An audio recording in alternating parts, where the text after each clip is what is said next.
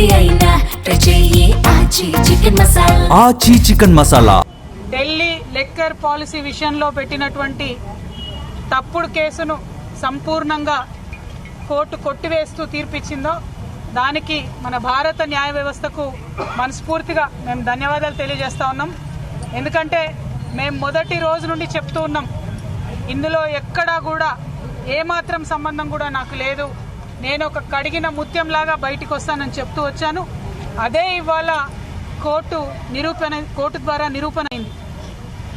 మరి కోర్టు ఏదైతే కుట్రపూరితమైన ఈ కేసు ఉందో ఆ కుట్రలన్నింటినీ ఛేదిస్తూ కంప్లీట్గా ఆర్గ్యుమెంట్సే ఫాల్స్ ఉన్నాయని చెప్పి బేషరతుగా ఆ కేసులో ఉన్న వాళ్ళందరికీ కూడా మరి విడుదల చేయడం అనేది, క్లీన్ చీట్ చేయడం అనేది మనస్ఫూర్తిగా స్వాగతిస్తూ ఉన్నాం. కాకపోతే బాధ అవుతా ఉన్నది. ఎందుకంటే ఒక్కొక్కరు సంవత్సరన్నర కాలం నేను స్వయంగా 5.5 నెలలు కుటుంబానికి, పిల్లలకు అందరికీ దూరంగా ఉండడం, ఆ బాధ, అవమానం, జరిగినటువంటి వ్యక్తిత్వ హననం, అవన్నీ కూడా ఎన్ని కోట్ల రూపాయలు ఇచ్చినా అది తిరిగి వచ్చేటటువంటి విషయం కాదు. ఎంత సమయం జరిగినా ఆ నష్టం మాకు, మా కుటుంబానికి జరిగిందన్న మాట వాస్తవం.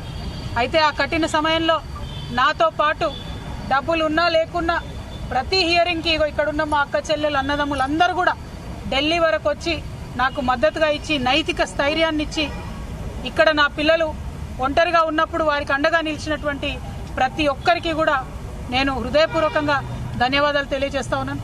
ప్రత్యేకించి మా అమ్మకు, మా నాన్నకు, మా అత్తమ్మకు, మా మామయ్యకు, మా మొత్తం భర్త తరఫున కుటుంబానికి అందరికీ కూడా నేను హృదయపూర్వకంగా ధన్యవాదాలు తెలియజేస్తున్నాను, పాదాభివందనాలు తెలియజేస్తా ఉన్నాను. మీరిచ్చినటువంటి బలంతోనే ఆ జైల్లో 5.5 నెలలు కూడా నేను పిల్లలు లేకపోయినా కన్నీళ్లు దిగమింగుకొని కర్తవ్యాన్ని గుర్తు చేసుకొని గడిపినానని చెప్పి ఈ సందర్భంగా తెలియజేస్తున్నాను. మరి ఇవన్నీ జరుగుతూ ఉంటే ఇవాళ కేటీఆర్ అన్నగారి ట్వీట్ చూడడం జరిగింది. ఇప్పటి వరకు మేము పైన రైతు కమిషన్లో మరి మా గద్వాల రైతన్నల సమస్యలు, నిజామాబాద్ ఎర్రజొన్నల సమస్యలు, ఖమ్మం పామాయిల్ రైతుల సమస్యలు, ఇట్లా అనేక రకాలైనటువంటి సమస్యలను పైన వివరించి రావడం జరిగింది. ఎందుకంటే నేను పదే చెప్పినాను, ఈ అంశం నన్ను ప్రజాసేవ చేయడంలో ఆపదు, నేను ఎత్తుకున్నటువంటి మార్గానికి ఈ కేసులు ఇవి అడ్డంకి కాదని చెప్పినాం. ఇవాళ కేసు తీర్పు వచ్చినప్పటికి కూడా మా కార్యకర్తలతో సంబరాలు చేసుకొని మళ్ళీ మా పని మీద మేము రావడం జరిగింది. రైతన్నల విషయాలు అనేకం రైతు కమిషన్కి వివరించడం జరిగింది.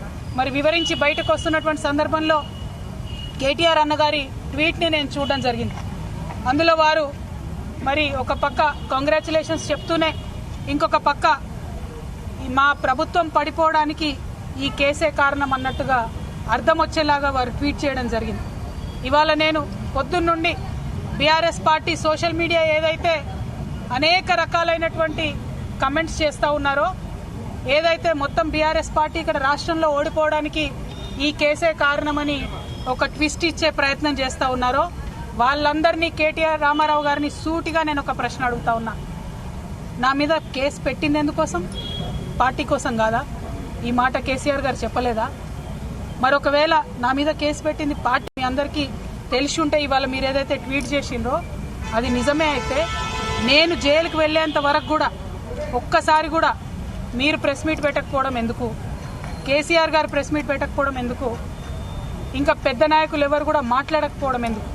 అంటే ఆనాడేమో నేను ఒంటరిగా ఫేస్ చేసుకోవాలి, పార్టీ సోషల్ మీడియా కనీసం సపోర్ట్ చేయదు. ఆనాడు బీజేపీ సోషల్ మీడియా అంతా నేను అత్యంత పవిత్రంగా 9 రోజులు అన్నం మెతుకు తినకుండా బతుకమ్మ చేసే వ్యక్తిని నేను. అత్యంత పవిత్రంగా నేను బతుకమ్మ ఎత్తుకొని ఈ జాతి సంస్కృతిని చాటి చెప్పినటువంటి బిడ్డను నేను. ఆ బతుకమ్మ ప్లేస్లో లిక్కర్ బాటిళ్లు పెడితే బీఆర్ఎస్ పార్టీ సోషల్ మీడియా ఆనాడు ఏమైంది? మీరు ఆనాడే ఎదుర్కొని ఉంటే ఈ గతి పట్టేదా బీఆర్ఎస్ పార్టీకి? బీఆర్ఎస్ పార్టీ అసెంబ్లీ ఎన్నికల్లో ఓడిపోవడానికి నేను కారణమా? ఒక్కసారి ప్రజలు కూడా రివైండ్ బటన్ దయచేసి నా కోసం ప్రెస్ చేసి ఆలోచన చేయాలి. ఆనాడు ఉన్న అంశాలు ఏంటిది?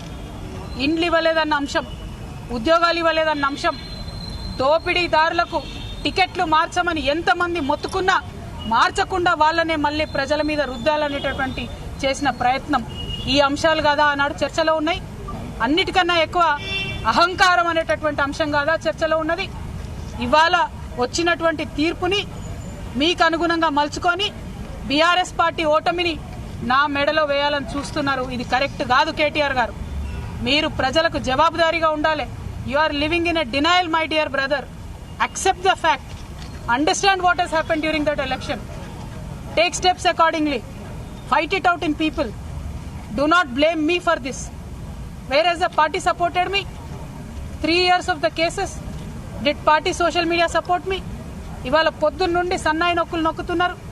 పెంపకానికి వచ్చిన కోర్టు తీర్ప ఏందో అడ్డమైన రాతలు నేను ఆ సోషల్ మీడియా చూడను.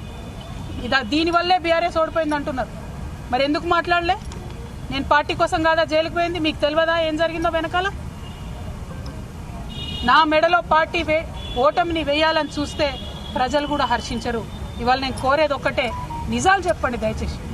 నేను ఆనాడు నిజమే చెప్పి నాకు సంబంధం లేదని ఇవాళ న్యాయస్థానం కూడా నా నిజాన్ని సమర్థించింది. రేపు 2 నెలల్లో నేను కొత్త పార్టీ పెట్టబోతా ఉన్నా. ఆ దేవుడు ఆశీర్వాదంగానే ఇవాళ తీర్పు వచ్చిందని చెప్పి